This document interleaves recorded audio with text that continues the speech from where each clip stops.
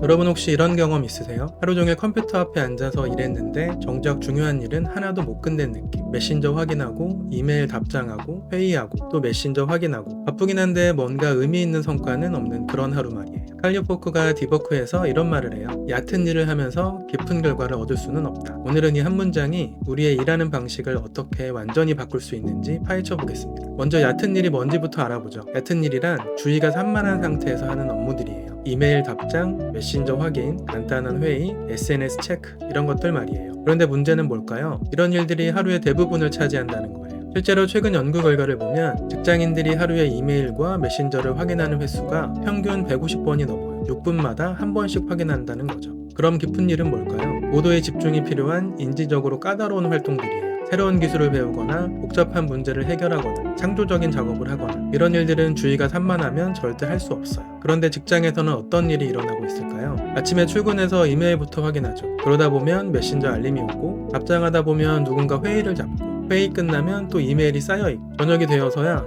오늘 뭐 했지? 이런 생각이 드는 거죠. UC 어바인의 글로리아 마크 교수가 연구해봤더니 현대 지식근로자들이 실제로 방해받지 않고 집중할 수 있는 시간이 평균 11분에 불과했어요. 그럼 나머지 시간 동안은 뭘 한 걸까요? 얕은 일들에 빠져 있었던 거죠. 그런데 이상하지 않나요? 우리도 얕은 일이 별로 중요하지 않다는 걸 알잖아요. 그럼 왜 계속하게 되는 걸까요? 첫 번째 이유는 즉각적인 만족감이에요. 이메일에 답장하면 뭔가 일한 것 같은 느낌이 들어요. 메신저에 답장하면 소통한 것 같고 회의에 참석하면 열심히 일한 것 같고 반면에 깊은 일은 어때요? 당장 눈에 보이는 결과가 없어요. 몇 시간 고민해도 진전이 안 보일 수 있고요. 두 번째 이유는 바쁘다는 착각이에요. 얕은 일을 하고 있으면 정말 바빠 보여요. 이메일이 계속 오고 회의가 연달아 있고 메신저가 계속 울리고 나 진짜 바빠 라고 할 수 있는 거죠. 그런데 실제로는 중요한 일은 전혀 안 하고 있는 건데 세 번째 이유는 회피 심리예요. 깊은 일은 어려워요. 머리 아프고 스트레스 받고 때로는 실패할 수도 있고 그런데 이메일 답장은 쉽죠. 생각 안 해도 되고 금방 끝나고 실패할 일도 없고 네 번째 이유는 연결되어 있다는 착각이에요. 메신저에 바로바로 답장하고 이메일을 빨리 확인하면 뭔가 소통 잘하는 사람인 것 같아요. 그런데 정작 중요한 결과물을 못 만들어내면 무슨 소용이 있을까요? 그럼 성공한 사람들은 어떻게 할까요? 마이크로소프트 창립자 빌 게이츠는 매년 2주 동안 싱킹워크를 가져요. 2주 동안 완전히 외부와 차단하고 오직 깊게 생각하고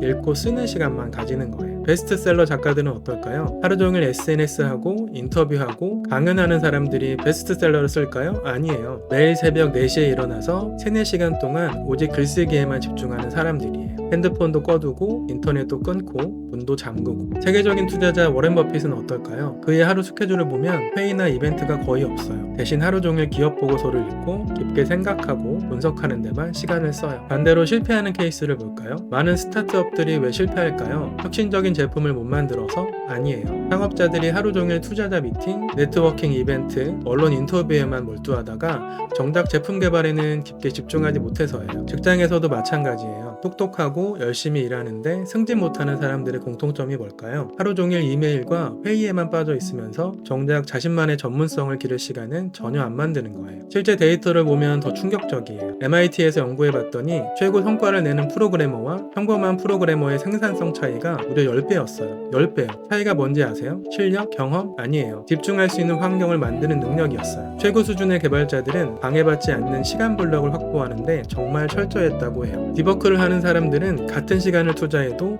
10배 더 가치 있는 결과를 만들어내는 거죠. 그럼 우리는 어떻게 디버크를 할 수 있을까요? 1단계, 작게 시작하기. 처음부터 4시간 집중하려고 하지 마세요. 15분부터 시작하세요. 15분 동안 오직 한 가지 일에만 집중해보세요. 핸드폰 꺼두고 메신저 로그아웃, 15분이 편해지면 30분, 30분이 편해지면 1시간 이런 식으로 늘려가는 거예요. 2단계, 디버크 시간 블록 만들기. 목표는 매일 최소 2시간 이상 아무도 방해하지 않는 시간을 확보하는 거예요. 이 시간에는 핸드폰 꺼두고 메신저 로그아웃, 이메일 안 보고 오직 가장 중요한 한 가지 일에만 집중하는 거예요. 3단계, 디버크용 환경 만들기. 장소를 정하세요. 집이든 카페든 사무실이든 여기서는 오직 깊은 일만 한다는 공간을 만드는 거예요. 그리고 그 공간에서는 절대 얕은 일 안 하기, 이메일 확인도, SNS도, 유튜브도 안 보기. 4단계, 얕은 일 시간 따로 정하기. 이메일이나 메신저를 아예 안 볼 수는 없잖아요. 그럼 시간을 정해놓는 거예요. 오후 2시에서 3시, 오후 5시에서 6시에만 이메일과 메신저 확인한다. 이런 이런 식으로요. 나머지 시간에는 절대 안 보는 거예요. 5단계 완전한 디지털 디톡스. 스마트폰 알림 다 끄세요. 카톡, 인스타, 유튜브, 이메일 모든 알림 오프. 알림이 오는 순간 집중력은 깨져요. 그리고 한번 깨진 집중력이 다시 원상복구되려면 평균 23분이 걸린다고 해요. 6단계 진짜 중요한 일 구분하기. 칼리포크가 제시하는 질문이 있어요. 이 일이 내가 전문가로 성장하는 데 도움이 되는가? 이 일을 신입사원이 대신할 수 있는가? 만약 대답이 도움 안 됨, 신입도 할 수 있음 이라면 그건 얕은 일이에요. 최소화하거나 아예 안 하는 거죠. 7단계 측정하고 개선하기. 디버크 시간을 기록하세요. 오늘 몇 시간 집중했는지, 어떤 결과를 얻었는지. 추천하는 방법은 간단한 체크 앱이나 타이머를 사용하는 거예요. 포모도로 테크닉 같은 것도 좋고요. 얕은 일을 하면서 깊은 결과를 얻을 수는 없다. 이 말의 진짜 의미를 이제 아시겠죠? 바쁘게 사는 것과 생산적으로 사는 것은 완전히 다르다는 거예요. 하루에 이메일 100개 처리하는 사람보다 2시간 동안 정말 중요한 문제 하나를 해결하는 사람이 10배 더 가치 있는 결과를 만들어낸다는 거죠. 여러분은 지금 얕은 일에 빠져 있나요? 아니면 깊은 일을 하고 계신가요? 진짜 중요한 일에 집중해서 의미 있는 성과를 만들고 싶다면 구독과 좋아요 그리고 알림 설정까지 해주세요. 책 한 권에서 감정을 오로담는 오로담이었습니다.